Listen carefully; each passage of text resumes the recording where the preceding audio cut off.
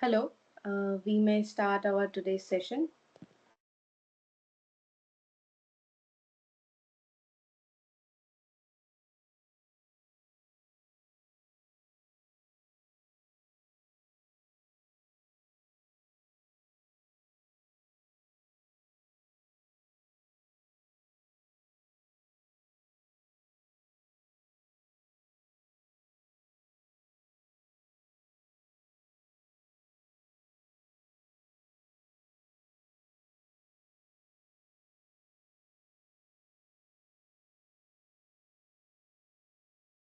So I'm sharing my slides. Yeah, do you have any doubt?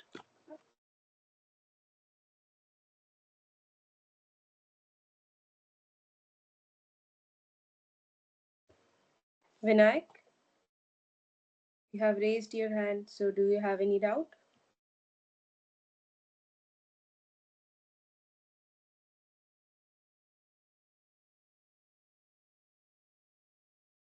Am I audible? And my slides are visible?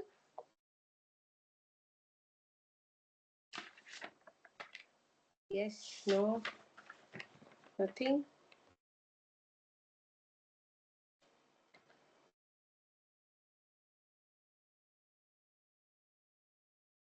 Okay. Uh, Welcome to the week 6 doubt clearing session of fundamentals of additive manufacturing. So, in week 5, we got to know the different strategies by which we can cure the liquid resin in VAT photopolymerization technique. VAT photopolymerization technique is a liquid based AM technique, and there we got to know different types, how we can avoid the peeling force so that our transparent screen cannot be damaged. Then we got to know about galvo scanner, f theta lens, normal lens, and the most useful telecentric lens. Then we got to know about the recoating system, different types of recoating system, like how we can use the doctor blade to make the upper surface parallel of the liquid resin layer. So that was all about the liquid additive manufacturing technique. So all the extra arrangements needed for those were discussed. Now we got to know about sheet lamination process, which is a solid additive manufacturing process. In sheet lamination, as the name suggests,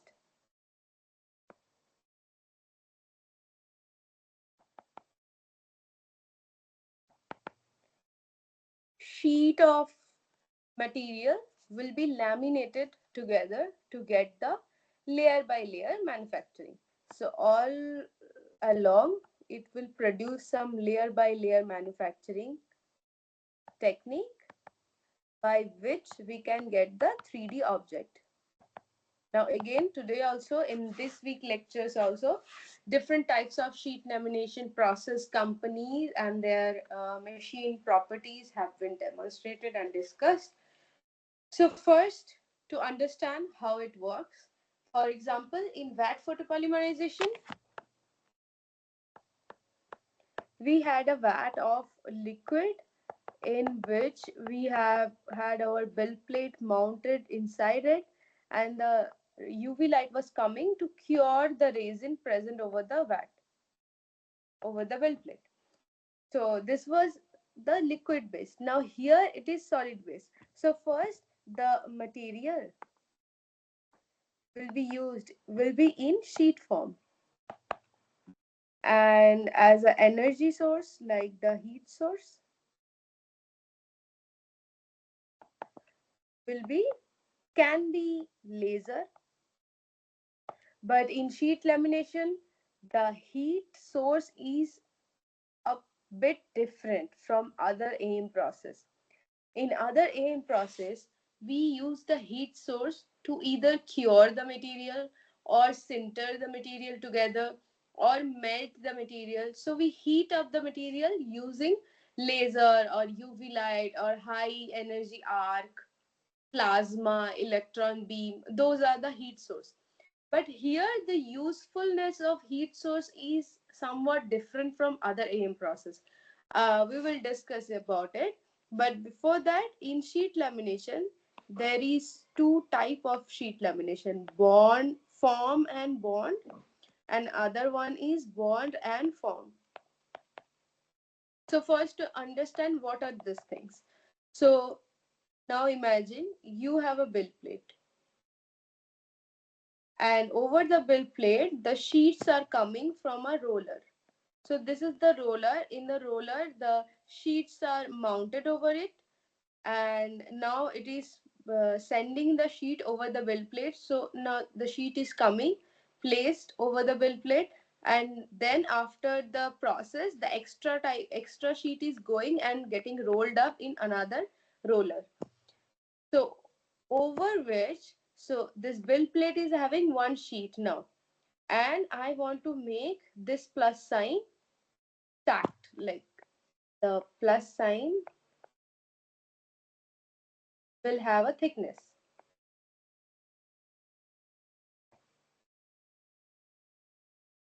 Okay, so if the plus sign is having some thickness, then the sheets which will be coming will be cut in a plus sign plus first, and then they will be joined together. So the sheet doesn't get melted here. No melting. This is the first point. Second point is, if they are getting fused together, means you can use the terminology called, okay, one page is omitted, fusion or sintering. Sintering is a term which is used to denote like when two 3D material, powder or objects which are getting joined together.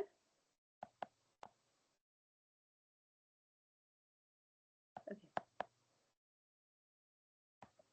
but not melted, they cross the recrystallization temperature.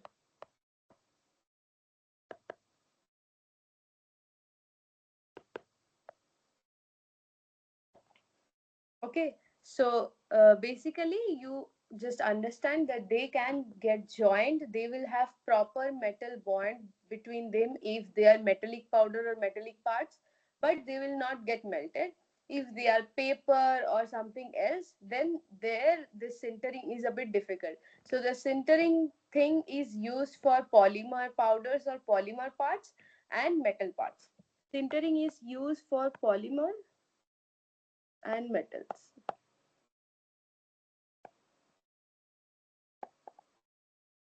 So in sheet lamination process, we can use paper as a raw material. We can use metal sheets, but this is not very common. And we can have polymer sheets. Again, it is not very common, but wooden parts are made. So these things are not very common, so I'll not write it. But paper and wooden part. Okay, just wood. Wood and paper are the most commonly used two raw materials in sheet lamination. So if they are using paper or wood, now just think about the application of it. So the application of sheet lamination process is basically is mostly in rapid prototyping, because if something is made of sheer paper sheet or wood, that can be used as a prototype of a product, out of which, so I discussed it in the last class also, from prototype we make the mold of sand, and then that is used in casting to get the finished product of metal. So this prototype, making prototype is difficult job. So prototypes are made out of wood or wooden parts only. But if you want to make something very like with some intrinsic features and structures in it, then you cannot make it using machining. So at that time, if you want to make those intrinsic structures in a mass scale, then you have to go for additive manufacturing. But again, additive manufacturing is very costly to go with it. So if you want to make it by casting, then you have to have that perfect mold, and the perfect mold can be achieved by making perfect prototype of it, and that prototyping can be done in additive manufacturing. That's why AM was called as rapid prototyping when it was invented. Later on, AM is used to make the finished products and real-time products as well. So this is called now additive manufacturing, not rapid prototyping. But a major application still there in rapid prototyping. So sheet lamination is one of those. So now form and bond. So like those, the sheets come and a laser beam come from the top. It will cut the sheet where it is needed, and then the next sheet will come, and again the laser will cut it, and then a roller will be there, hot roller. It will press these two cut sheets together, like one is this and another one is this. They are completely aligned with each other, they are completely overlapped with each other, and now the hot roller can press these two sheets, and like that these two sheets will be joined together. Now here we have first cut the sheets using laser and then pressed it. So this is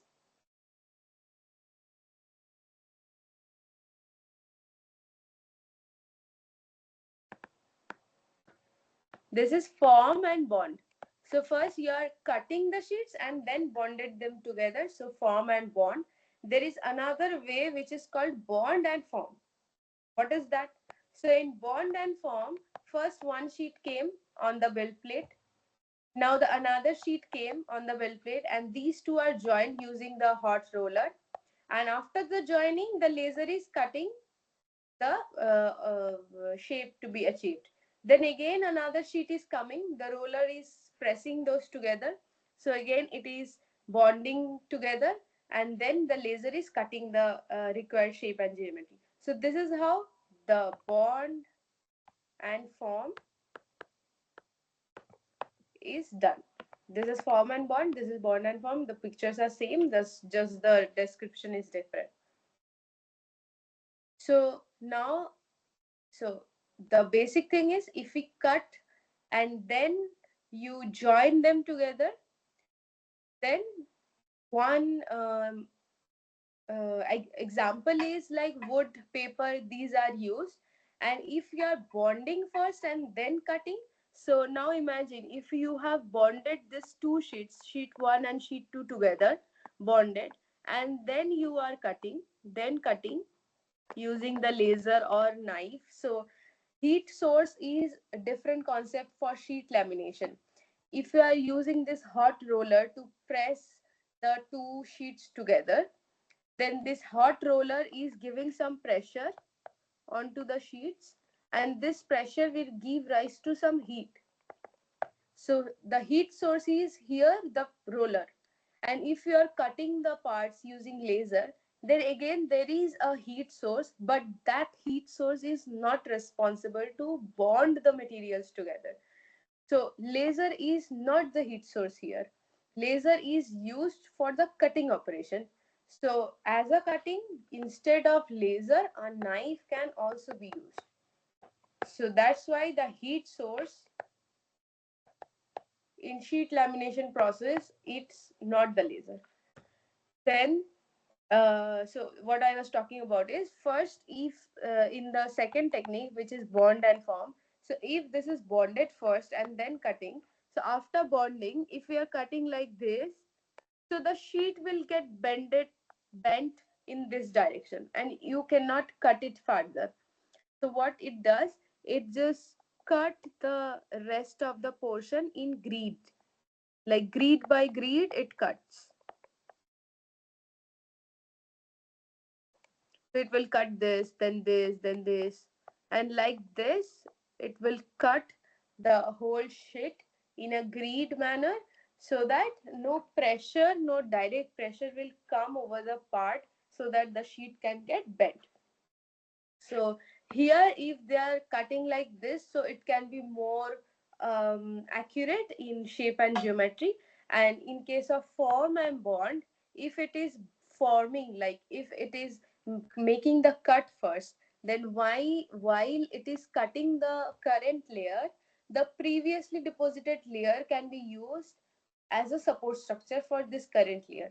So here in bond and form, the support structure is like less needed than the Bowman part.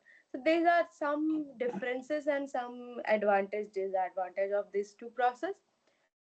So we will be talking about the bond and form mostly in this week 6 lectures. So there are two lectures. So in first lecture, we will be knowing about different companies and how they are making their 3D printer system for sheet lamination. So as a pre-processing step,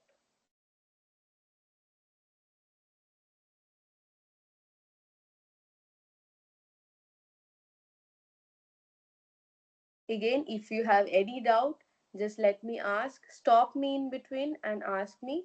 Or if you want to post it in the comment section, that also you can do. So in case of pre-processing, the pre-processing is a bit difficult in case of the form and bond, because there you are cutting, like in the both the cases, you imagine you have a metal sheet and you have cut this portion. So this rest of the sheet has now moved to the second roller. Now again a new sheet is coming.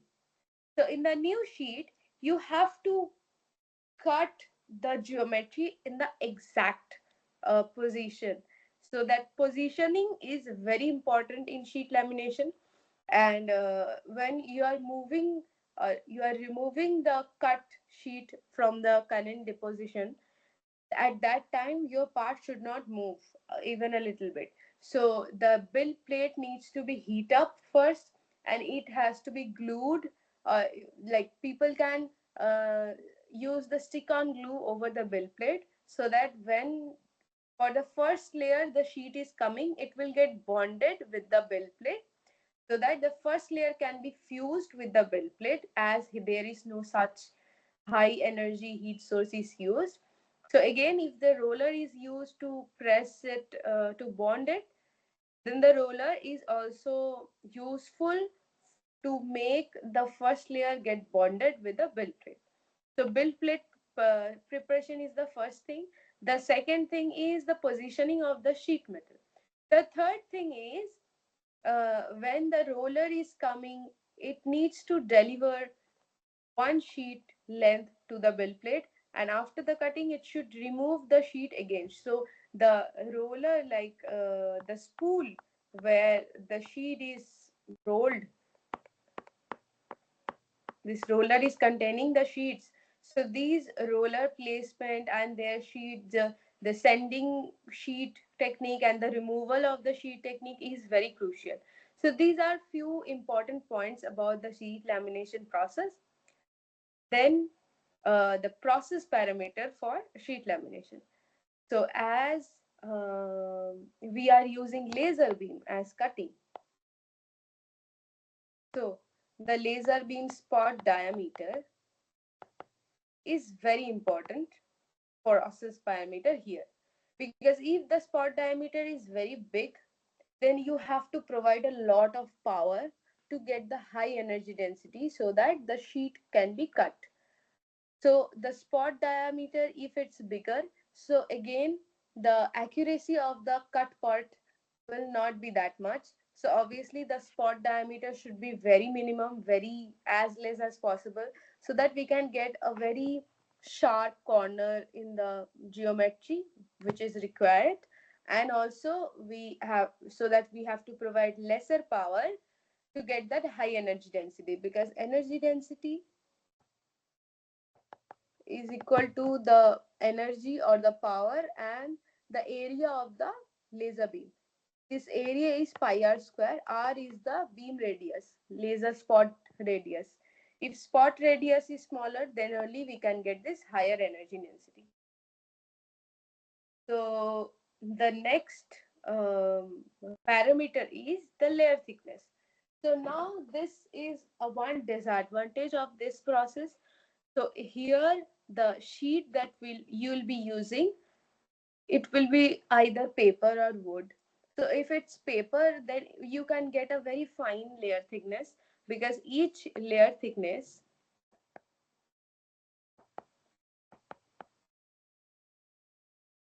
is equal to the thickness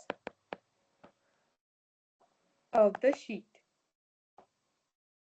So if it's paper, then it's well and good. You can get very thin sheets. If it's wooden, then also you can get, but the wood sheet cannot be as thin as paper, right? We all know that. So there comes the constraint of this process. So the layer thickness is constrained by the thickness of the sheet. So you cannot go beyond certain thickness of 50 micron or 60 micron or so. Okay. Now the third process parameter. This is the first process parameter. Layer thickness is the second. Third is the grid size. So if you are, we will be mostly talking about this bond and then form. Okay. So in bond and form, we cut the rest of the sheet where the material doesn't have to be printed. There we cut it using grid mechanism. Grid by grid, we cut it. So in grids, the dimension of the grid is again very important.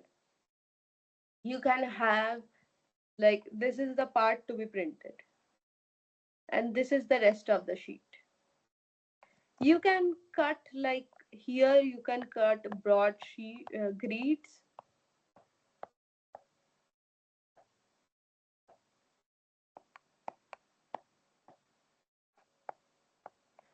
and the more you come closer to the material, you can cut smaller sheets. Can anybody tell me what will be the benefit out of this method? Any guesses?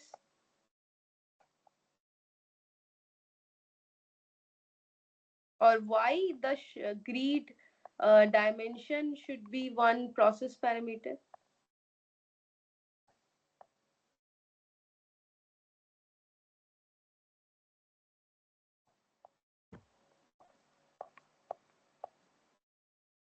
Any guesses? No guesses?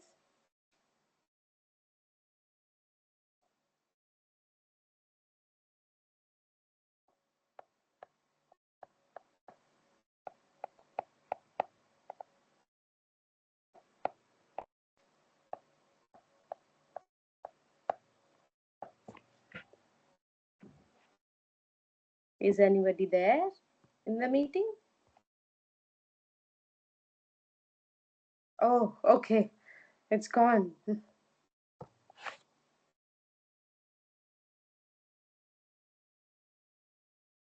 No response for accuracy? Okay. Somebody tried to say something?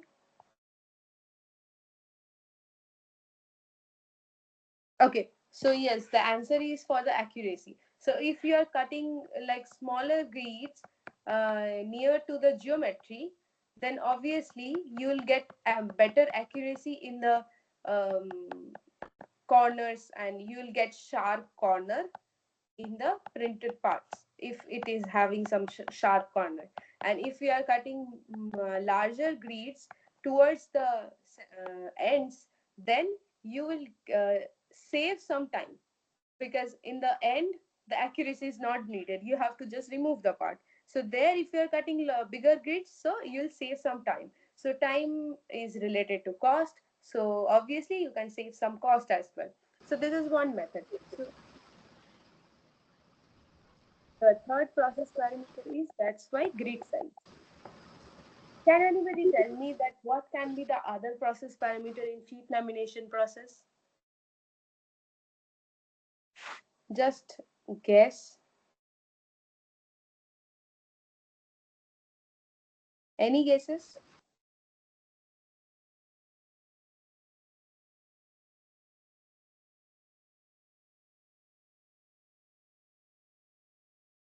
No?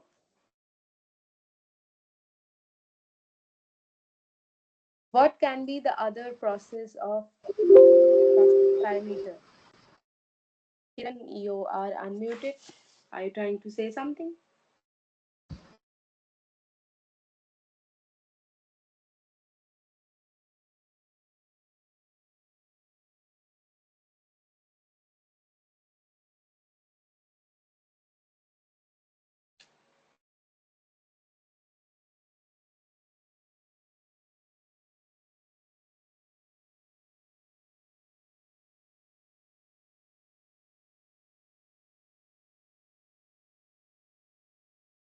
So, one thing I have discussed is in sheet lamination, we use the hot roller by which this roller rolls over the bill plate and it press the sheets together so that they can get bonded together.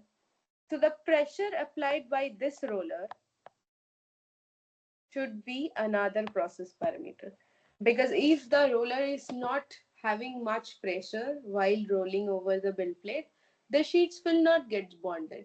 And if the roller is pressing too much, then they can just squeeze the part that has been printed over the bill plate. Again, if it's made of paper, then paper can get teared and you can just damage the whole part. If the roller is the rolling over the bill plate and pressing something, then the temperature which it is generating, that is also a parameter. Sixth is if the roller is rolling and moving from one end, from end A to B, then the speed of the roller is also one parameter. Because if the speed is not optimal, then it can just get slipped off from the bill part. Okay, so these are few process parameters. The one thing here is the support structure. So for support structure in sheet lamination, it is a bit different from other AM techniques, because if you are using the form and bond, then the lesser support is needed. Here also some support is obviously needed, but again, the removal of support is also one technique. So if you are using the bond and form technique, so obviously you will be cutting the grids. Very important. If you are cutting the grids and if you are making something like this, here in this part, no support is needed. But for example, there is something in the part because of which in this portion the support is required. So what will happen? You will cut the sheet, but here you will again cut the sheet here also in this portion also, but you will use the roller and you will press the sheet which is present here also, so that the sheet lower to this portion will also get bonded together, and this will act as a support. And when your part is made, you can just remove these cubes from the bill part. So these are like cubes, simple cubes, and these cubes can be just cut out from the portion afterward using a knife. And this operation is called decubing. And sorry, and why only cubes? Because the in sheet lamination process we remove the material in bond and form technique using grids. So if the grids are getting cut, so grid is obviously in square in shape. So if you are cutting the grids, then your support will also look like few grids which you'll cut but will join together, so that it can act as a support. So that's why if you are removing the cube, it is called the decubing. So decubing operation is very common in sheet lamination process. So there is one company called,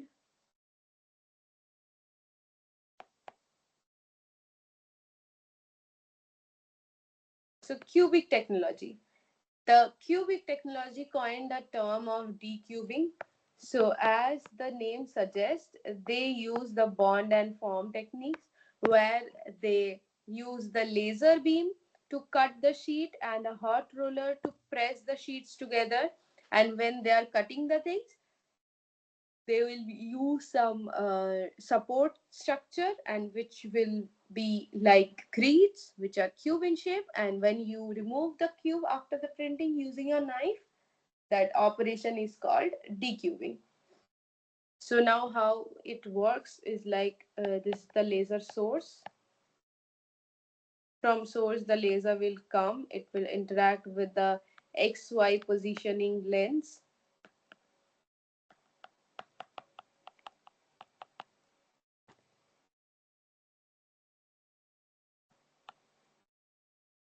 So we already know the working principle of galvanometer and the necessity of galvanometer. So galvanometer will be used in this process as well. And using galvanometer, the laser will be focused over the well plate. So these are the XY positioning lens or mirror in galvanometer. The laser is coming. Here is the bell plate. The part is getting cut using this laser. This is the hot roller. It will roll and move in this direction. It will press the sheets together so that the parts can get bonded, fused. So here in um, in this process, one advantage I would say is like in other processes, like in VAT photopolymerization, which we have already discussed, there 100% density part is achieved because the pixels were getting generated all at a time and it was curing all the droplet of the resin. But in other process like FDM, so if you have heard about FDM, then a nozzle is used through which the semi-melted or melted polymer comes and deposit over the build plate. So whatever shape and geometry you want to achieve, you can achieve. And along with that, if this is the top view of the cut part, so you can see some cubes over there, or cube or hexagons or other shape and geometry. So which is called the infill pattern. Infill pattern is used to avoid the cost, because in providing some infill pattern other than 100% density, you can save some money by saving some material and saving some time as well. So infill pattern techniques are not useful in sheet lamination process, because here these are just the paper or wood. You really cannot cut like you are really not depositing the material onto the bill plate. It's just the sheet are coming. So inside the sheet you cannot generate the infill pattern. So here only STL file is needed. STL file gives us the periphery by dividing it in some smaller triangles. So STL file is necessary here to get the outer geometry of the object, but the inner geometry like infill, hatching, hatch spacing, hatch pattern, the process parameter for contour, process parameter for area filling, these things are not necessary here because you don't have any control over the volume. So this is a volume work where you are just cutting the material in the periphery of each sliced um, path or each sliced layer, and that's about it. So this is one thing to know about this sheet lamination process. Other thing is it needs some uh, contamination free environment. Because when you'll be cutting the sheets of paper or wood, a lot of fume will be generated. So you have to have one extraction nozzle attached to the build setup so that you can just extract out the fume getting generated at the time of printing. And also a protective environment is needed, because otherwise the paper and wooden parts or sheets can get or can trap some water body, just the humidity from the air, and if they are trapping humidity inside them, then the roller cannot really result in higher density or a good finished part accuracy. So, protective environment is very important to protect the raw material and to protect the laser cutting operation and the printing operation. Again, when we are cutting the sheets using laser, so laser also needs a certain process parameter. Like at the time of laser cutting, you have to provide some argon gas or nitrogen gas so that the cutting operation uh, can take place peacefully. No uh, harsh environment should be there, no other gases should be there. If there is so much oxygen inside the cutting and the wood is flammable, so you can catch fire at the time of printing. So the protective environment is very necessary. Okay, so these are few parameters needs to be understood in this process. But again, the raw material is the wood and the paper, so this is kind of the cheapest product in all AM process. So if you want to use the AM for rapid prototyping, sheet lamination is a very process to good to go. But again, sheet lamination is using some paper and wood, and that also in sheet forms, like a big roller of sheets you need to have. And the decubing operation really takes a lot of time.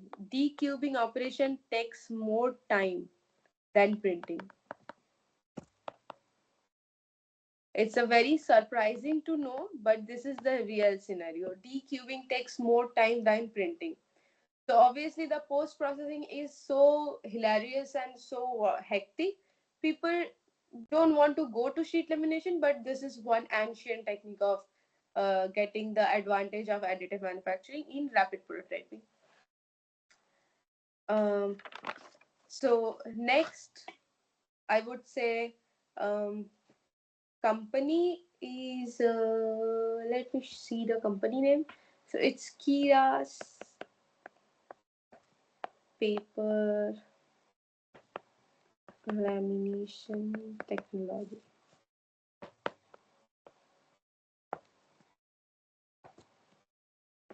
In Kira's paper lamination technology, as the name suggests, it's using the paper as a raw material. It's laminated both the papers. So instead of hot roller, a hot press, cube press is used, and instead of laser, a knife is used. So knife to cut, hot plate instead of laser.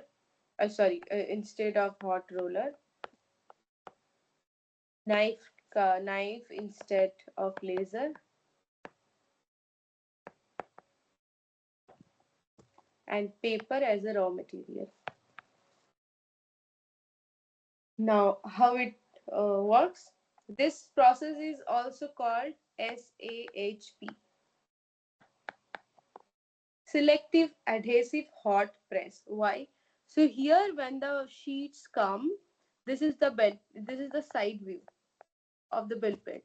Over this build plate, the sheet is coming and it is going towards this direction to another hot roller. Okay.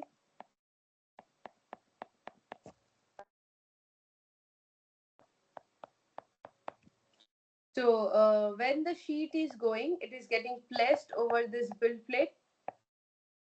Now again, it also use the bond and form. So means first two layers get bonded together and then they get cut. So how the bond take place? When first layer is come, a hot press come, and over this hot press is a cubical or rectangular cuboid hot press. It press the material, the sheet over the build plate. So the first sheet can get bonded with the build plate. Now again second layer is coming. This is second layer. Again the sheet will the this hot plate press the sheet over the previously deposited sheet, and it get bonded together. And then a knife comes, knife with sharp edge. This knife is mounted over a CNC head, so don't worry, a person will not cut the sheets together all together using a knife. A knife is mounted over a CNC machine, and the CNC machine runs over the build plate, and it cuts down the sheet of paper wherever it is needed based upon the required shape and geometry. So this is the process of Kira's paper lamination technology. As the hot press is pressing two sheets together, so it's called adhesive hot press, because the adhesion between two layers is achieved by hot press, and selectively, because obviously the hot press, if we are having a bigger build size and here only the material needs to be deposited, so in this zone the hot press will come and press the sheet together to get the bonded part, not in the other part. So selectively the hot plate is coming and sitting over it and pressing the sheets together to get the bonding.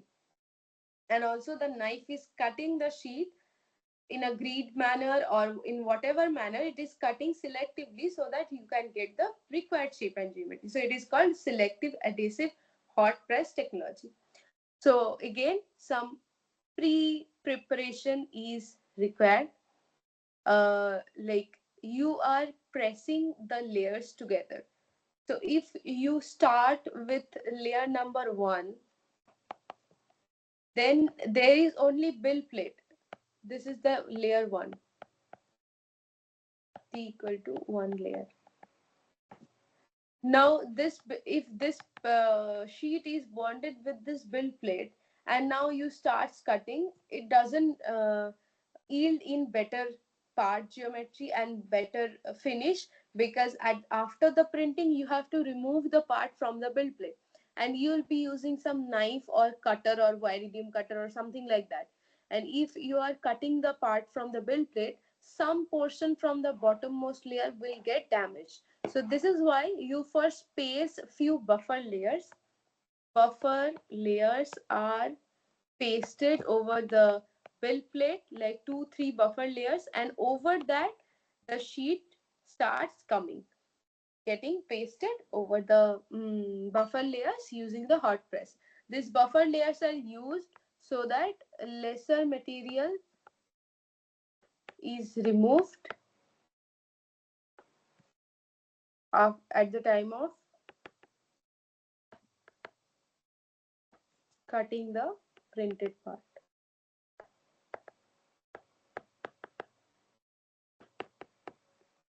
So this is one prerequisite before printing. So the steps in this printing, I think it's clear.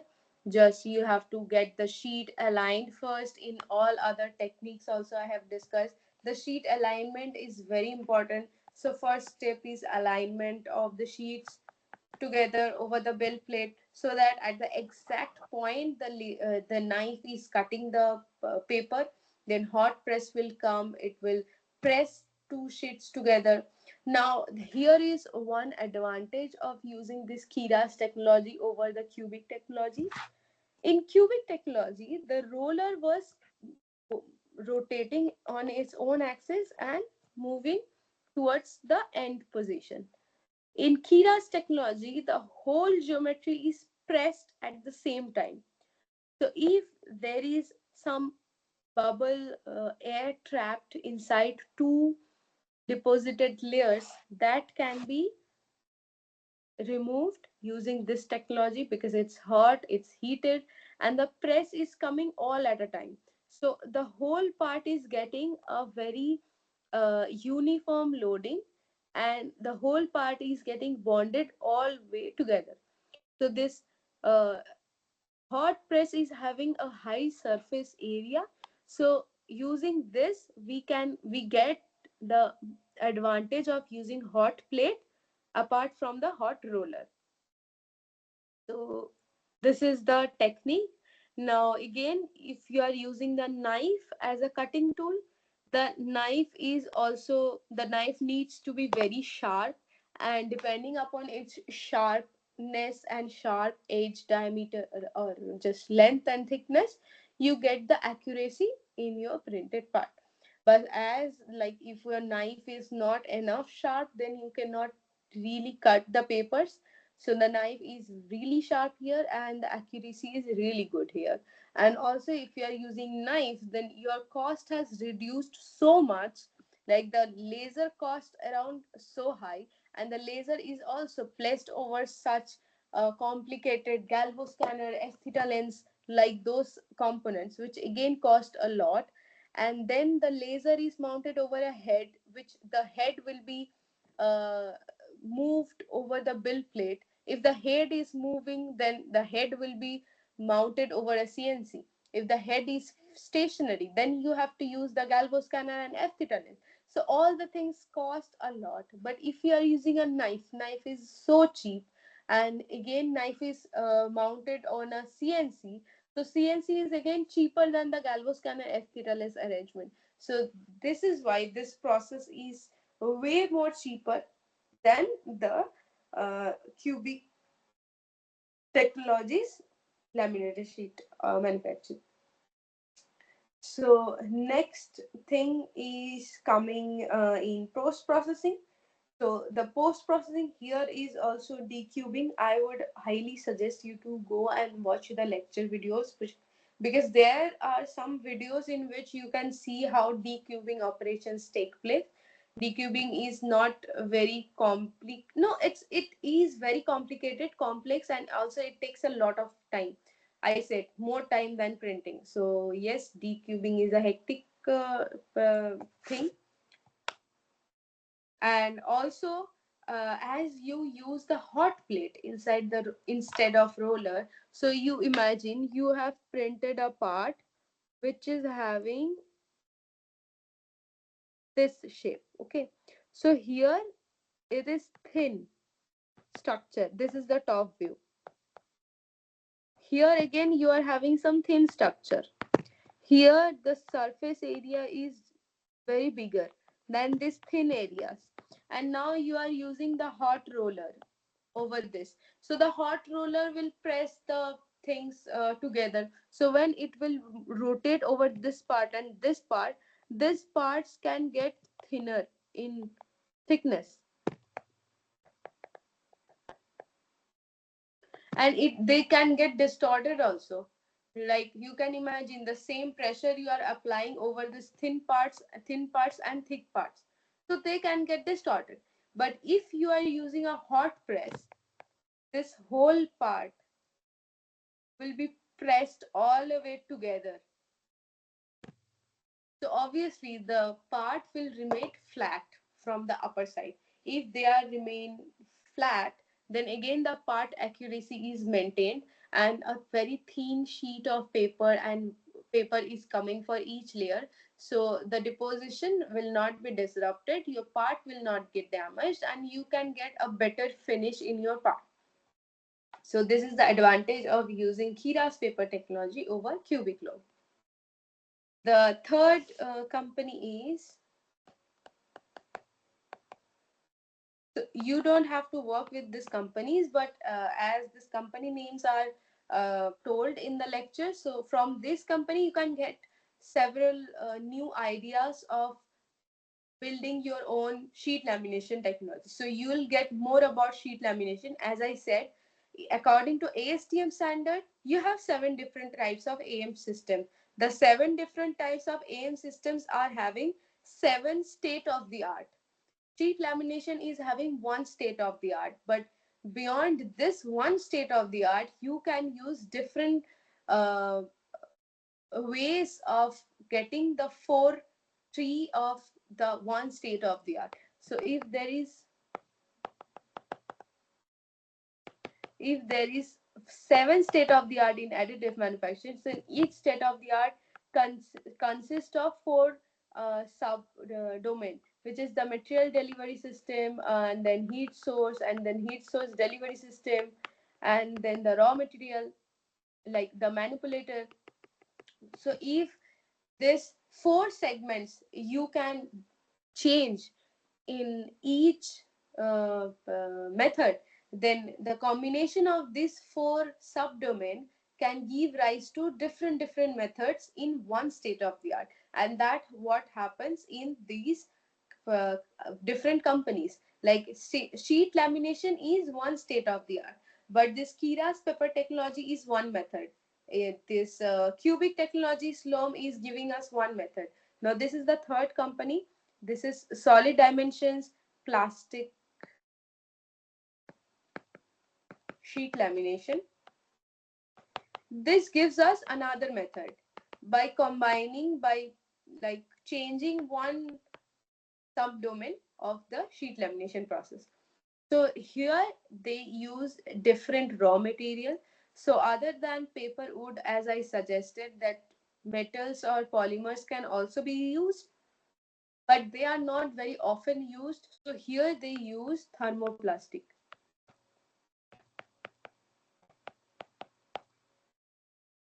So the most advantage of using solid dimensions, um, plastic sheet lamination techniques, low machine is you can print transparent material or transparent part.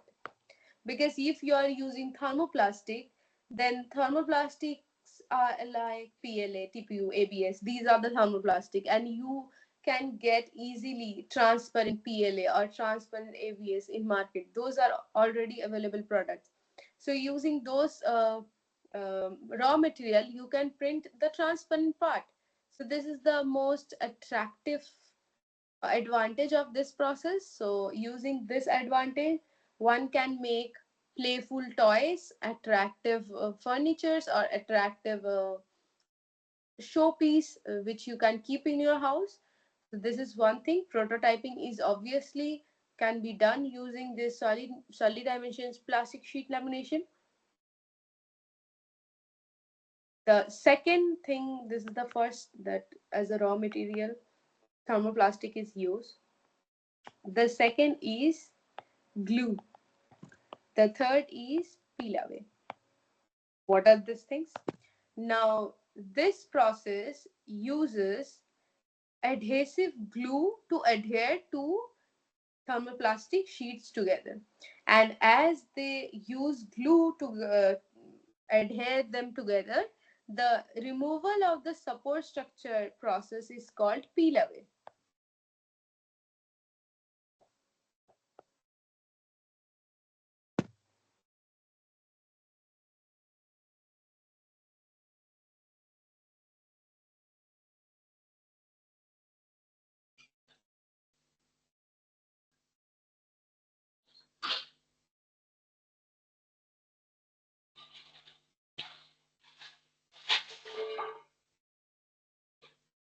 Okay, so removal of support structure is called peel away, and glue is used to adhere to sheets. Now, how it works? So, when the sheet is coming, selectively some glue material is applied over the sheet. So, there will be a nozzle. There can be nozzle, there can be other ways also, but here I am showing the nozzle way. So, if the sheet is coming, it will glue certain portion over the um, build plate, and another sheet is coming glued together. Now, when you cut the portion, you just peel away this portion. Like the whole portion will get some glue. Here, the glue is not that adhesive, and here a strong glue is needed.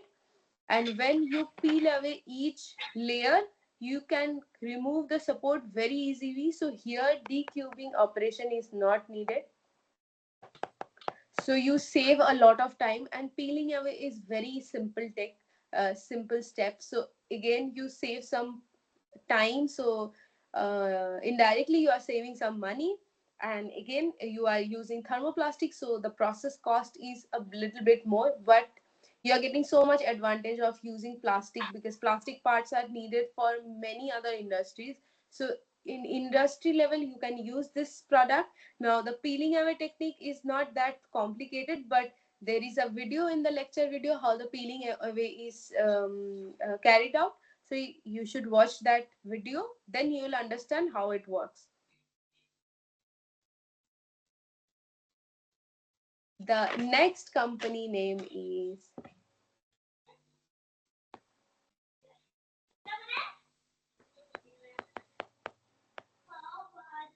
Computer Aided Manufacturing by Laminated Engineering Material, CAMLEM. Here the things are, you can use ceramic or metal.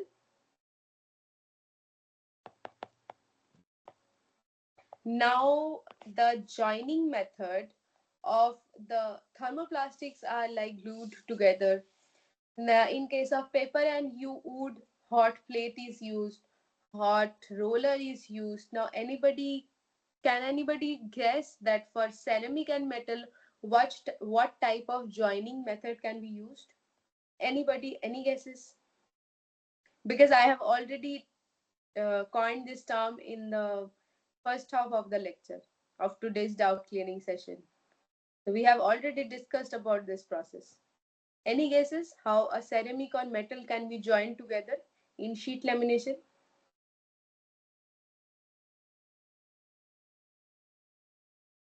Any guesses?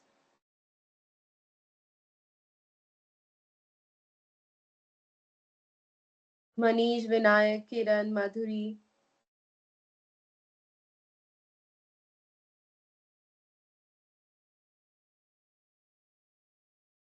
Sintering. Yes. So sintering is a very well-known technique in other AM process also. Like for ceramic, especially a fully melted ceramic 3D printing, I never heard of it. So I don't know whether it exists or not. So for ceramic, sintering is the most wanted way to get a fused ceramic powders or sheets. And for metal also, sintering is a very well known process. In casting, welding, like in conventional manufacturing, sintering is a well known process to sinter the metal powders together to get a near knit shape metallic product. Here in sheet lamination also, sintering is done.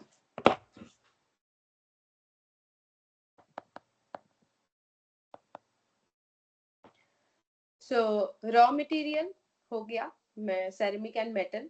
To join the parts together, sintering is done. Second way. The third way is the metal and ceramic are so hard material, they have to use laser to cut the required shape and geometry. So third, as a cutting operation, laser is used, and it has to be high power laser for metal and ceramic for sure, with as less possible dimension of the spot dia.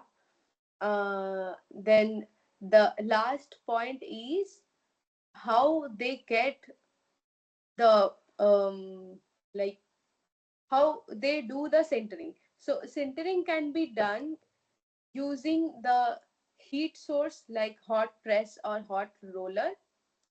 So the process can be similar, the lamination can be similar, but the way they are getting laminated is called the sintering process. In sintering, we go beyond the recrystallization temperature so that the metal or ceramic sheets can get the proper bonding between them. The metal can get metallic bonding between them, and the ceramic sheets can get ceramic their own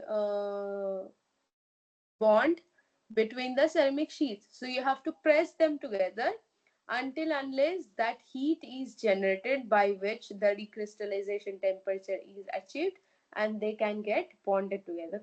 So this is the process how this CAM LEM technique works. There is the last techniques which is Annex Corporations Offset Papers. This is the last technique. Here we use the other technique of sheet lamination, which is form and bond, and a knife is used. So basically, you'll have a knife which will form first, like which will cut the geometry in a required shape first, and then you'll bond them together.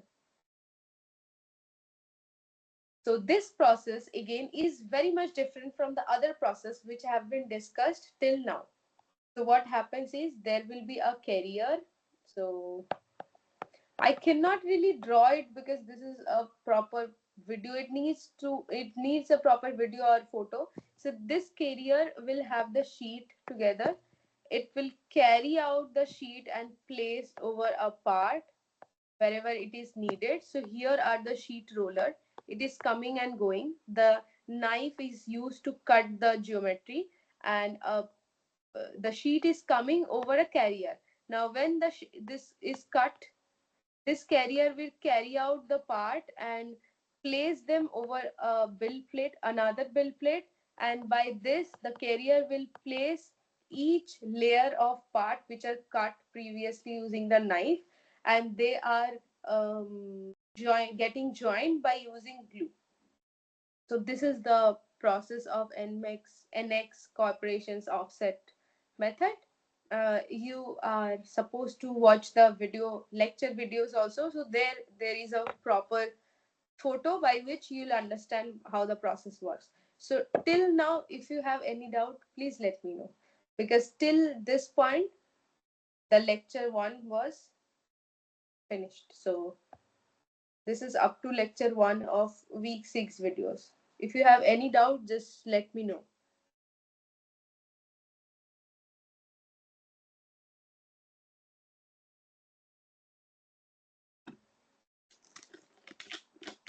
No doubt?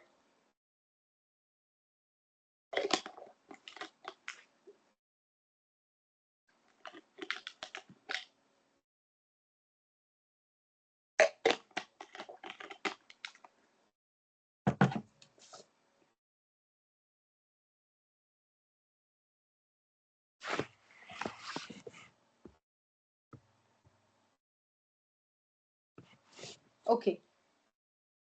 So in sheet lamination process, this is up to lecture 1. Now we are moving towards lecture 2. So one thing I forgot to ask. So have you guys watched the week 6 lecture videos? Just raise your hand if you have watched.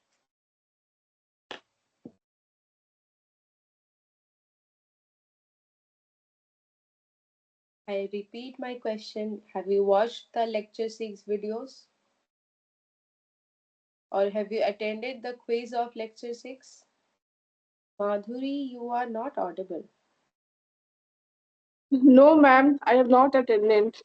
Okay, okay. Anyone else who have watched the videos or attended the quiz?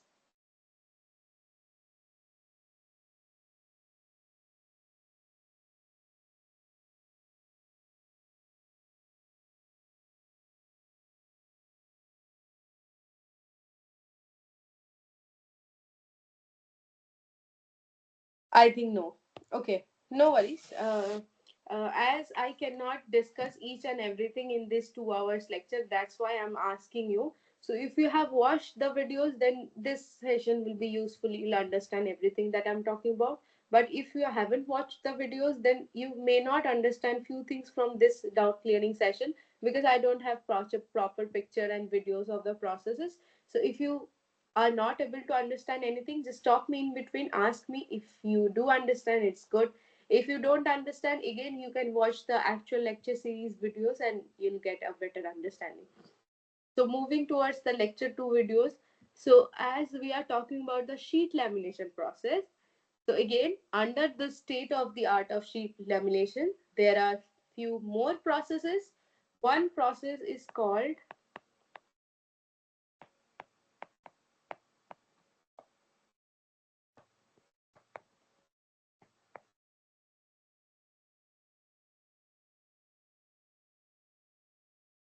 it's called ultrasonic consolidation. Consolidation means properly bonding two materials. It can be metal, it can be other thing for, but this consolidation term is used for mostly metal. So if you are consolidating two metal material, then that can be of powders, that can be of sheet. So for example, for powder bed fusion, we use the term called consolidation. So using laser in laser powder bed fusion process, we consolidate, like laser consolidates the metal powders present over the build plate. Like that, in sheet lamination process also, when you are using metal sheets, we can use this consolidation process to join two metal sheets together to get the required shape and geometry in a layer by layer manner. So in this UC process, ultrasonic consolidation, we will be using first metal as a raw material. The approach, which is a different segment for this sheet lamination process, is the bond and form approach, as they have two type of approach. The second thing here is the cutting method. So they will be using milling as a cutting method. The third thing is the bonding method. So this consolidation will be taking place using the diffusion bonding. And obviously it will get selectively diffused together. All obviously the whole sheet will not get diffused with the another sheet, otherwise you cannot get the required shape and geometry. So the sheets will come placed over one by another, but it will get consolidated only where it is needed. So this process is called selectively diffusion or selective consolidation. So now let's understand how it takes place. So do you guys know anything about ultrasonic welding? Any idea about ultrasonic welding?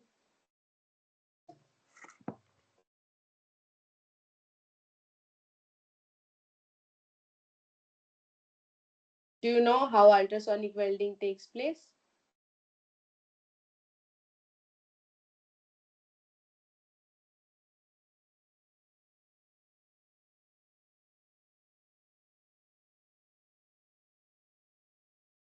No? Don't worry. So you have any idea about ultrasonic waves? I think you have some idea about ultrasonic waves. So ultrasonic is something that you cannot see in your naked eye. Ultrasonic sounds also, sound waves you cannot hear. So if something, some waves like the sound wave, or visibly you are vibrating something in ultrasonic range, then you cannot see or you cannot uh, see it. You cannot hear it, you cannot see it. But that wave is so much high, like the frequency of the wavelength is in ultrasonic range and you cannot distinguish it.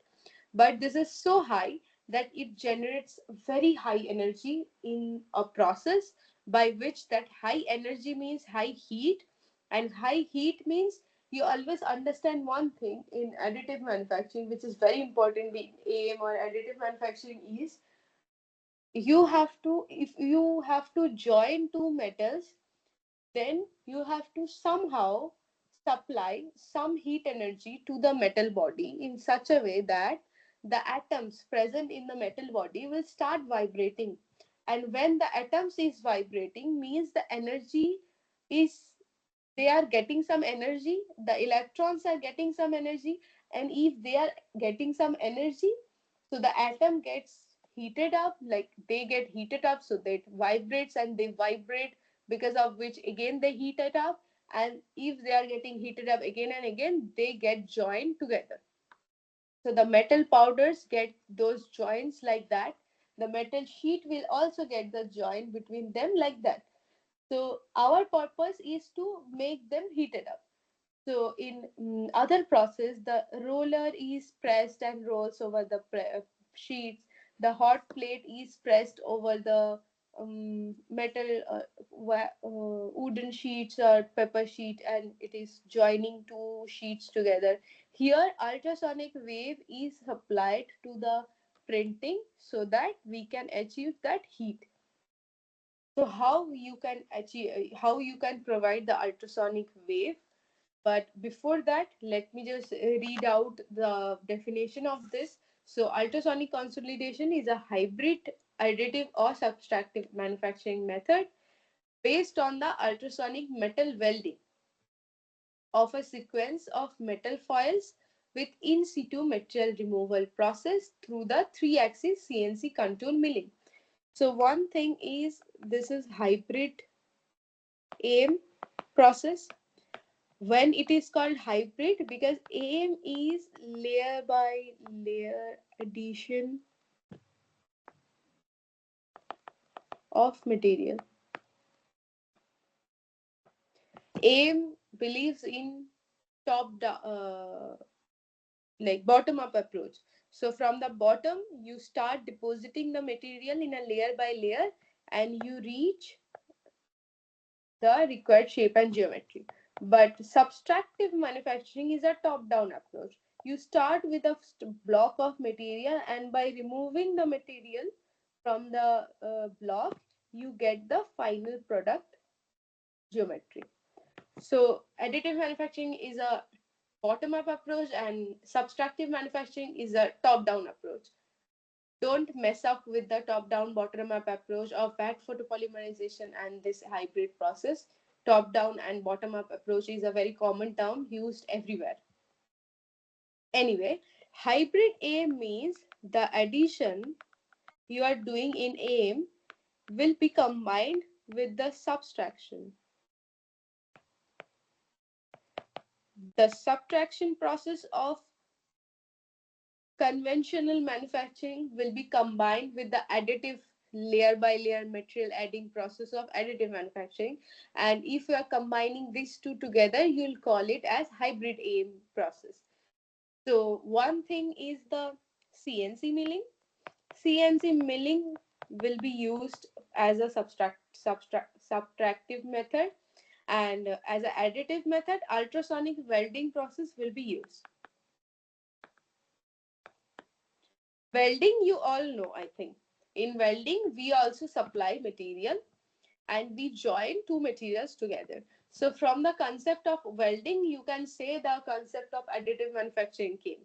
So, for like MIG welding, in metal inert gas welding, you start with a metal torch or metal wire, and the current is passing through the metal wire. So, the metal wire is getting melted and deposited over the to be joined portion. So, metal transfer is taking place. In TIG joining, the metal transfer is not taking place, but the two material is getting joined together by the heat of the earth. In ultrasonic welding, what happens?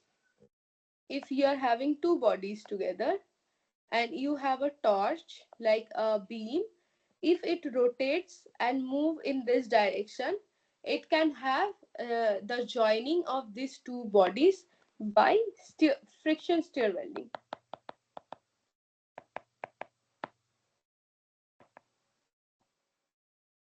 Ultrasonic welding is like there will be a torch, or there will be a what is it called, that beam of like a metallic beam, what is it called, the probe, not a probe, I forgot the terminology. So there will be a part which will vibrate in a ultrasonic wavelength, like ultrasonic region. The frequency of the vibration will be in ultrasonic range, and that vibration will generate so much high energy that in those high energy the part of these two metal will get heated up, and the atoms will start vibrating and they will get fused together, and this is how you get the joining. So using this method, we get the ultrasonic consolidation. So if two metal sheets are coming in contact with each other, you start moving the ultrasonic torch over this area of the metal plate wherever the part needs to be deposited. If this is the metal sheet, you move the torch in this region. So wherever it is moving, it is providing that ultrasonic vibration, and due to that vibration a lot of heat will get generated, and because of that heat the two metal bodies will get joined together. And when they are getting joined together, after the joining process you start the milling process.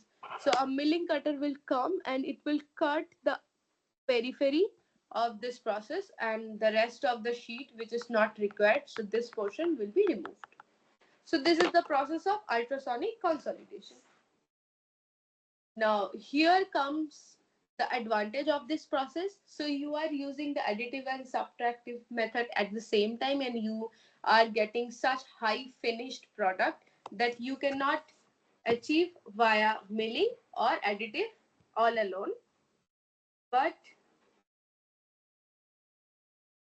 uh, there are some advantage of this process also.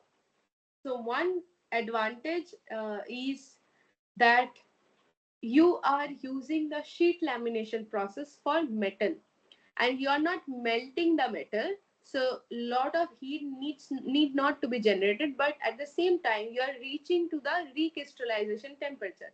So if you are reaching the recrystallization temperature, your grains will be recrystallized, your bonds will be proper. Okay, do you guys have any question? What do you mean by recrystallization temperature? Yes, I'll discuss. Okay, so the thing is you are getting the bonds proper without melting it. Recrystallization temperature means if you have a metal part, I am uh, describing it like not going into deep. Okay, so for example, you have grains. So do you have any idea about grains in a metal part? Yes, ma'am. Okay, so grains are having the arrangement of atoms in a particular direction. All the grains are separated from each other because of the direction of the lattices inside them. So recrystallization means these grains will start growing and you will have a different arrangement of the grains. So you understand that when the metal is melted, in the liquid metal, there is no grain. You never call a grain when the metal is in melted state. Liquid metals doesn't contain any grain. But when the metal starts solidifying, the grains start forming. How it gets formed? So if this is a liquid metal, and you are lowering down the temperature, because for example this is aluminium, the aluminium is having melting temperature at 660 degrees centigrade. So this liquid, this pot is having temperature something around 700 degrees centigrade. So the aluminium present inside this pot is fully melted. Now you are decreasing the temperature. When you'll decrease lesser than 660, the aluminium will start solidifying. So how it will start the solidification? So it will form the grains. So whatever way the lattices are arranged, if this much portion is having the lattice in this arrangement, so this will form a grain. And if this portion is having the lattices in this direction, this will form another grain. Now from these grains, these will act as a nucleation site, and from this nucleation site the another grain will start growing, and by this in this manner the aluminium will get solidified and you will get grains. Now if you are solidifying the aluminium very fast, you are not giving them much time, the grains will be smaller. But if you are providing much time, like in casting the cooling time is very high, you'll get bigger grains, because after forming the grain will nucleate. Like after nucleation the grains will grow.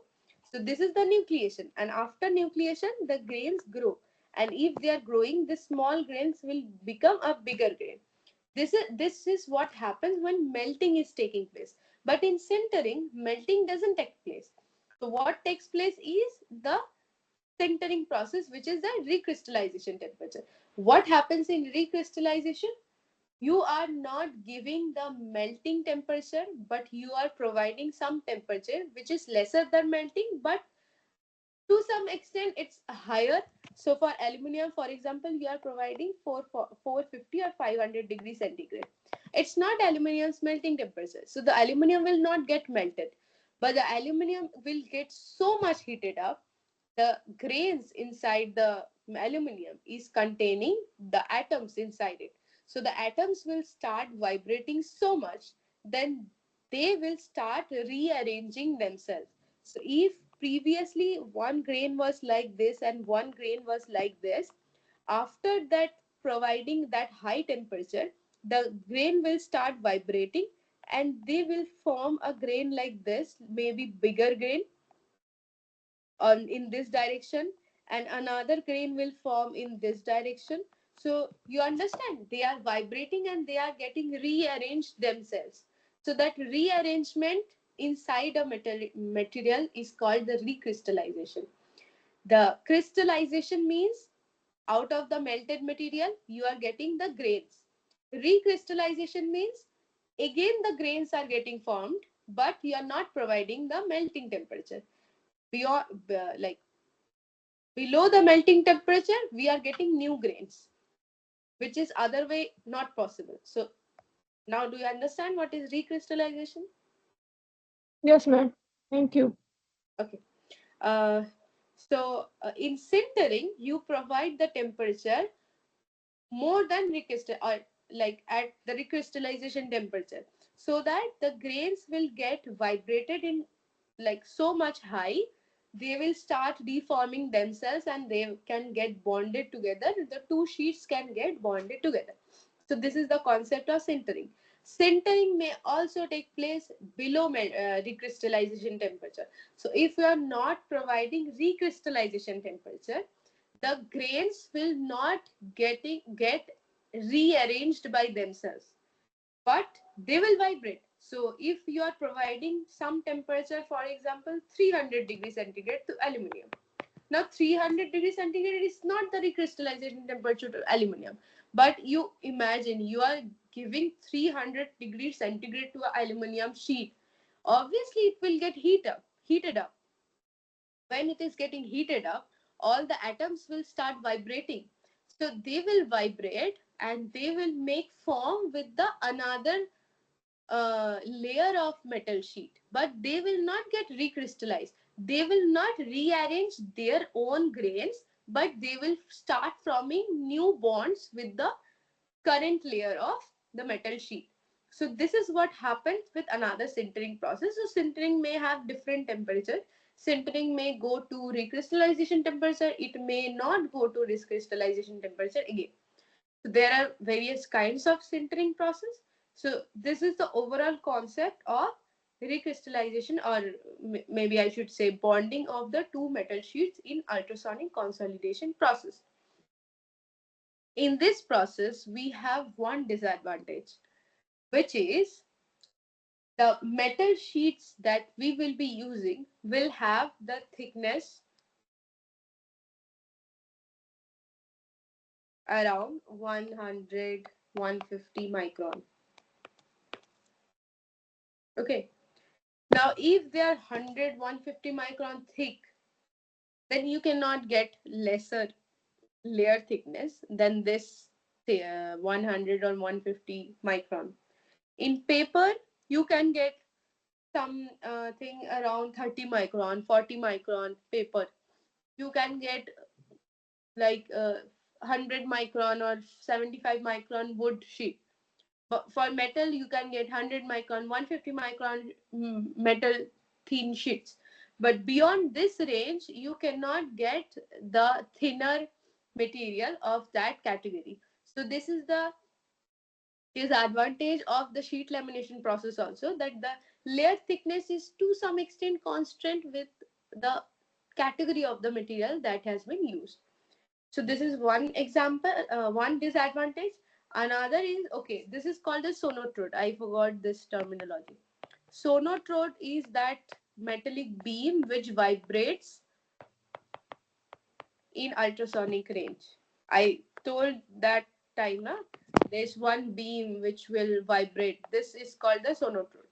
The sonotrode vibrates in the ultrasonic frequency and it reaches 30 to 40% of the melting temperature of the metal. Like if you are using aluminium and if it is having 660 degrees centigrade, its melting temperature, then 660 ka 30% you will achieve in the ultrasonic consolidation process. So after joining selectively, the milling cutter comes and then milling out, like cutting out the excess portion in the metal sheet, and it goes to the removal portion, removal beam. Here, the bonding is diffusion bonding. So again, as I said, the two metal sheets are coming in contact with each other and they are not supposed to have any bubble or air gap between them. So when the atoms are vibrating inside the metal, they will start forming the bond between these two metal sheets. And this bonding is called the diffusion bonding.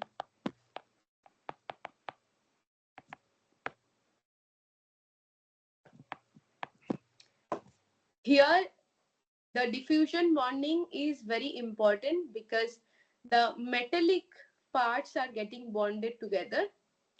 So, this process, as I said, this process is the combination of additive and subtractive. So, in additive, you are adding the metal sheets all way together, one upon each another. And in subtractive, you are milling out, you are cutting out the excess portion from the metal sheet.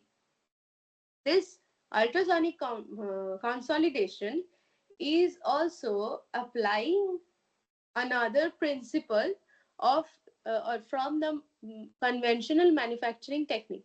So as I said, the friction stir welding is one technique of getting a good weld joint without reaching the melting temperature. So in friction stir welding, what happens is the metal surfaces get the heat from the friction between each other, and the frictional force uh, give rise to the heat which bonds the atoms together.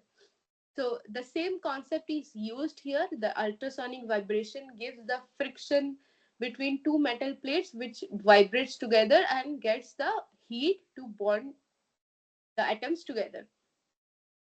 But again, here the frictional force is not that much. It is present, but in friction stir, all the heat is coming from the friction. In ultrasonic, some of the heat is coming from the friction.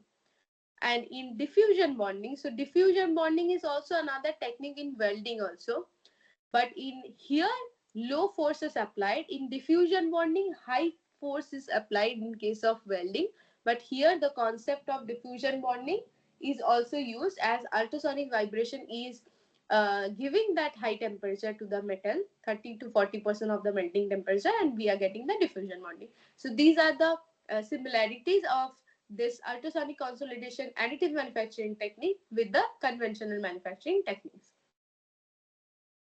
This process can take place in vacuum also. If it is taking place in vacuum, then between two metal sheets, no air gap will be present. Like there can be gap, but that will be not because of the air. So no air bubble can be found. So the part will be full dense part, no porosity will be present. So this is one advantage of using vacuum in ultrasonic consolidation. But again, if you are using vacuum, then that cost increases a lot to achieve that high vacuum 10 to the power minus 5 torr or something, and also to maintain this high vacuum is also very crucial. So these are a few important points about ultrasonic consolidation. So if you go deeper into this process, you'll understand what is happening inside. So let's zoom the metal sheets together. The metal sheets will have some surface roughness present. in its surface, right? So this is sheet 1 of layer 1. This is sheet 2. So this is the layer 2. So both the sheets will have some surface roughness, and if they're placed one over each other, obviously there will be peaks and valleys. So if I zoom the picture again, so this is the metal surface, and it will have some peak and valley. Okay, and combination of peak and valley gives us the surface roughness. So when they are coming in contact with the other layer, all the peaks will touch each other. Like here, this peak is touching each other, this peak is touching each other, this peak will touch each other. Okay, but these valleys are not touching each other. Now when you are rotating the sonotrode over this part, the peaks are getting more heat up, the peaks are will get bonded together, but the valleys will not get bonded together. So this is one problem in this process. So the metal sheet should be very highly finished, and they should not be having high surface roughness. So this is one problem. Another is when you are providing that ultrasonic wave, the acoustic wave which is traveling inside the metal part soften the material. So if the surface roughness will be present, okay. So but if the surface roughness is not high, then the softening effect which is present, which is getting generated due to the acoustic wave, will try to make the peaks and valleys come in contact, so that they will get softened up and they will come in contact and they will get bonded together. So this is the advantage of using ultrasonic consolidation, ultrasonic wave instead of other things in metal parts.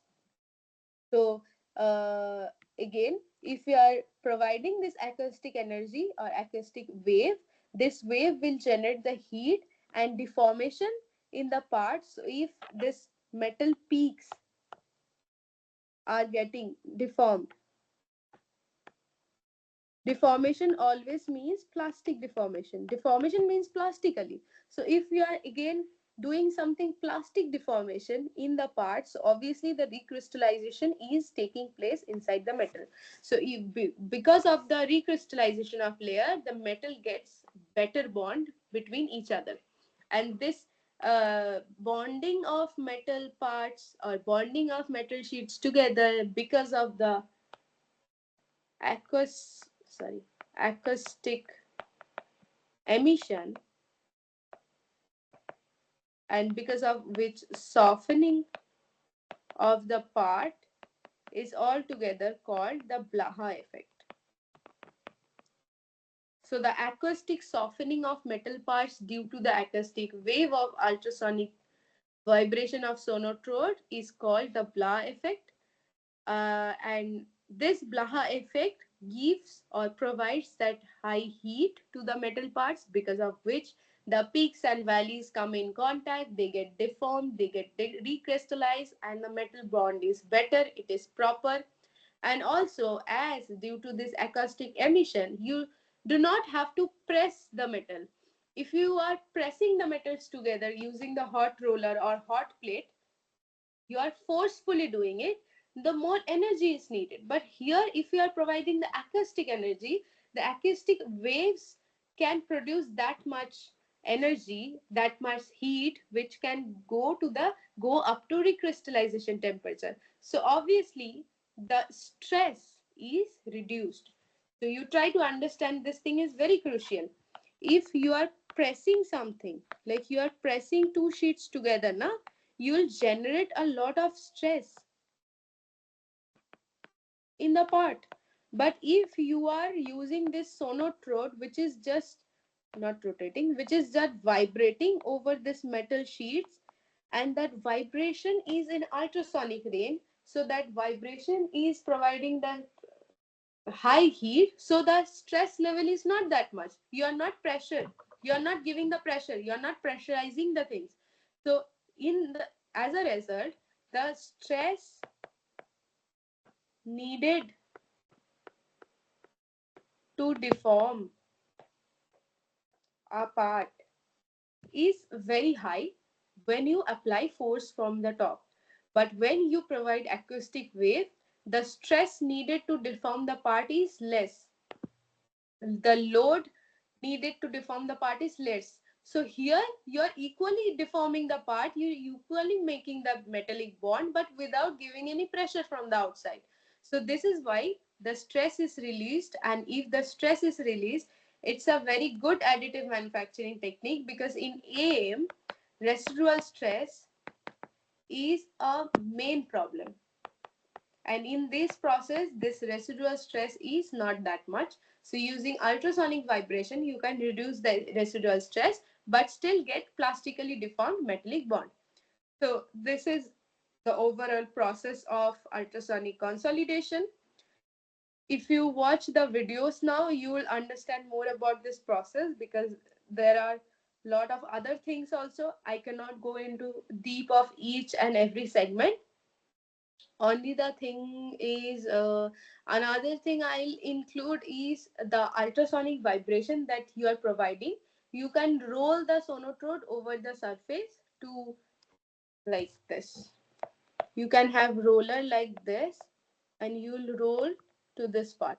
Like previously, a hot roller was used to press two sheets where the roller was hot, so heat is generated, and again the roller is pressing the metals also, so the heat is generated. But here the roller is not hot, it is just vibrating, and also it is not that giving that much pressure.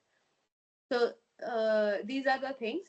So another thing is, another advantage of this process is you can join these similar material using ultrasonic welding process. Similarly, here also, if you want to build an additive manufacturing part which will contain more than one metal bodies, and those are very much different from in terms of their melting temperature and properties, you can join them using this ultrasonic consolidation. So here no laser is used, so there is no absorption of laser or wavelength dependency of laser.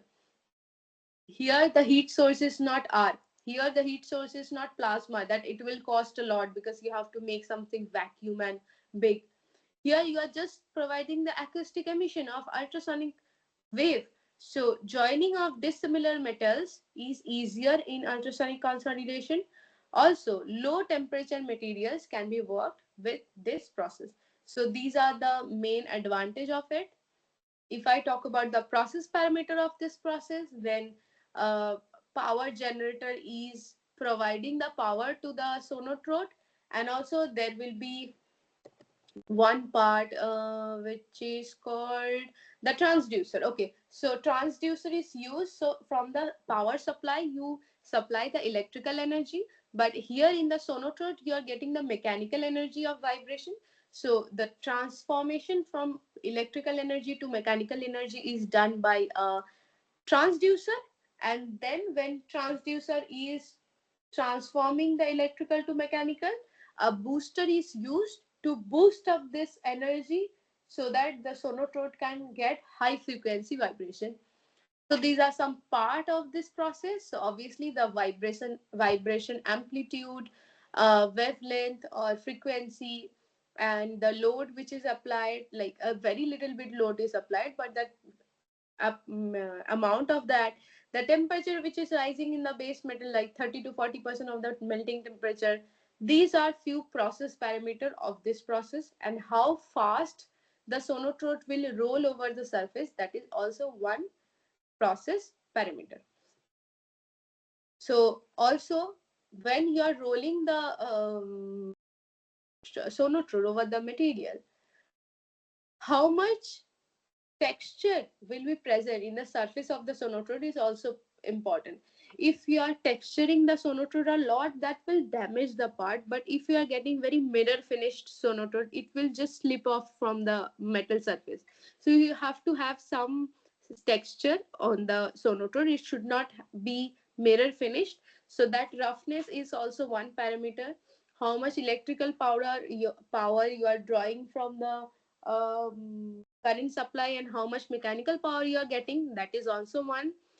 And the material of the sonotrode is also very important. The amplitude, as I said, the normal load that you are giving, the temperature that is rising.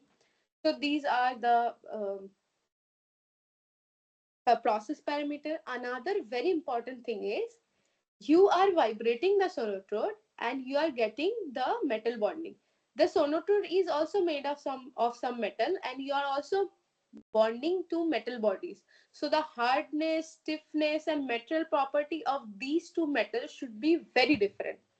The hardness, stiffness of the sonotrode material should be very much higher than the metal going to be joined in the process. So these are few important things to note down. Till date, lot of metals like aluminum, beryllium, copper, iron, magnesium, molybdenum, nickel, platinum, silver, tantalum, titanium, everything has been joined in ultrasonic consolidation process with different materials, not by together, like not aluminum with aluminum, aluminum with beryllium, copper, like iron with copper, aluminum, molybdenum with magnesium, magnesium with nickel, nickel with tin, silver with copper, aluminum. So this type of dissimilar joints, a lot of work in dissimilar additive manufacturing has been carried out till date using this ultrasonic consolidation. And yeah, there are some mathematical equations and calculations also present in the slides and in the lecture. You can go through that. Those are not very complex, so I'm not going into that. So I'm just trying to make you understand the concept of the sheet lamination and ultrasonic consolidation process. So now we can go to the application. So this process is highly used to make the tools, like tools to be used for casting. So rapid prototyping is one application of this process. And now we can go and see the previous year questions on the week 6 lectures. So till then, if you have any doubt, you can ask me.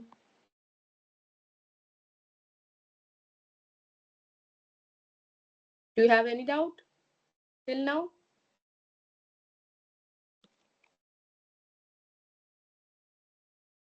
No, ma'am. Okay. Okay. Then we can go to the previous year questions. If you, I want you guys to answer on this question so that you can get some idea on this year question. So how the support material is removed in cubic technologies loam? Try to answer by unmuting yourself.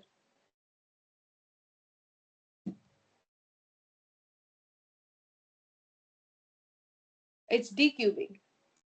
Which one of Decubing. the, yes, which one of the following approach is used in cubic technologies loam? Bond to form or form to bond? Or form, bond then form or form then bond? It's bond then form. Then which of the following approach is used in Kira's paper technology?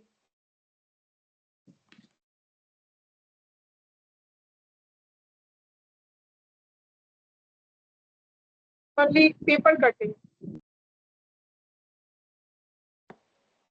It's bond and then form. So either it will be form bond or bond and form.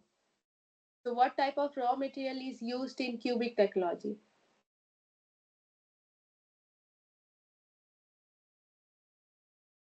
Paper sheet. Yes. Then what type of raw material used in Kira's paper? So it's paper sheet. So which tool is used in Kira's paper lamination? A laser beam. No, a knife. In the other process, cubic loam, we use the laser. In Kira's paper lamination, we use the knife. Also remember, if you are using paper, you cannot use laser. Laser will burn the paper. So knife is used. How the support material is removed?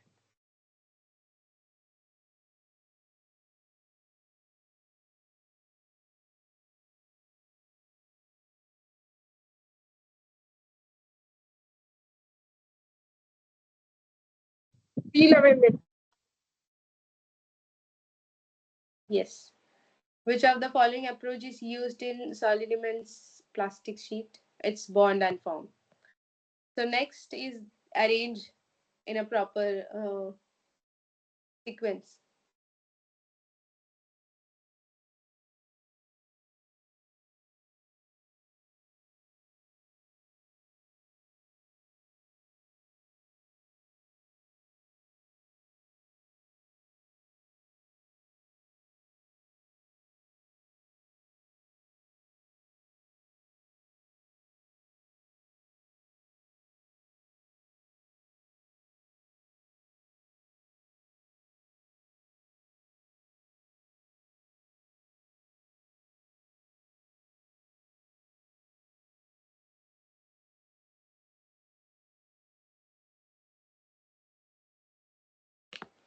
It's masking, then application of the glue, ironing. So I haven't discussed all the steps because I don't have a proper video or image. You can follow the lecture. So which type of raw material used in this plastic? So it's plastic sheet. Then which sheet-based AM process can be used for processing ceramic materials? It's CAMLM. Which of the following approach is used in CAMLM? Is form and then bond. This is the only different thing from other. Then ultrasonic consolidation based AM is the electrical energy into mechanical energy. Which of the following approach is used in NX Corporation? Is again bond then form. What type of sheet based raw material is typically used in ultrasonic raw material? Ultrasonic consolidation. It's metal and ceramic. Both are the answer. The bonding method used in ultrasonic consolidation is sintering and diffusion. So sintering is used, but the bonding method is diffusion. Then to amplify the amplitude of vibration, we use the booster. And which of the following approach used in UC is the bond and then form? So last we are having one sum. This is one question: how the unwanted material is removed in ultrasonic consolidation? It's milling. So this is one sum. So we can do it together. So the question is find out the time to cure, the time to bond and the time to decube.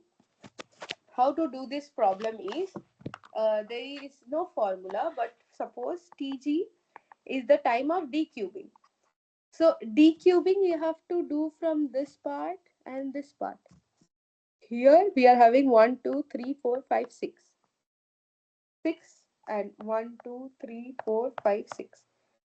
6, 1, 2, 3, 4, 5, 6 and 1, 2, 3, 4, 5, 6. So you this Tg will be equal to the length of the part, it will be proportionate to the time taking to decube each cubes, and Tc will be the time required to contour to make the periphery to join the periphery. So it's 2d, like 4d, sorry, four sides of d, so 4d. Here it will be 2 into, okay, there are 6.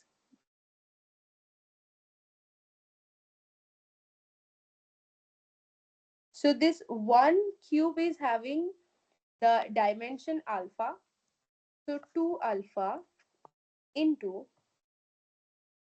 there are 6, 6, 12, and here also 6.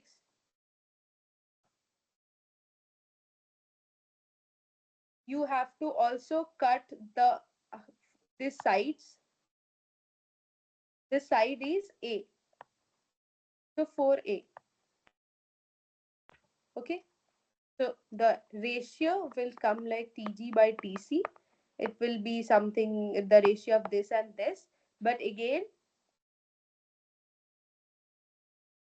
A equal to 10 alpha and D equal to 6 alpha, because here 1, 2, 3, 4, 5, 6. So D equal to 6 alpha and this is 10 alpha. So this is the equation you will put like you'll replace the A and D with alpha, and you'll get the value as 5.66, which is coming in the range of 5 to 6. So this is up to which has been covered till week 6, and these are the previous year question of week 6.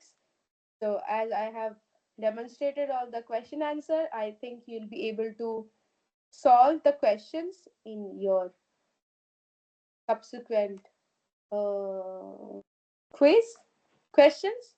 If you have any doubt, you can ask me now, or you can mail me later, or you can put your question in the Q&A session. If you have any doubt, you can ask. No? Then we can finish our class here.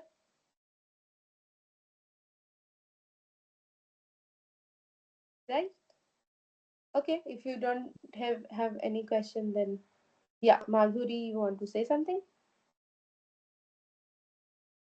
No, ma'am. Thank you. Okay, so yeah, we can finish our class here. Uh, Goodbye. Good night.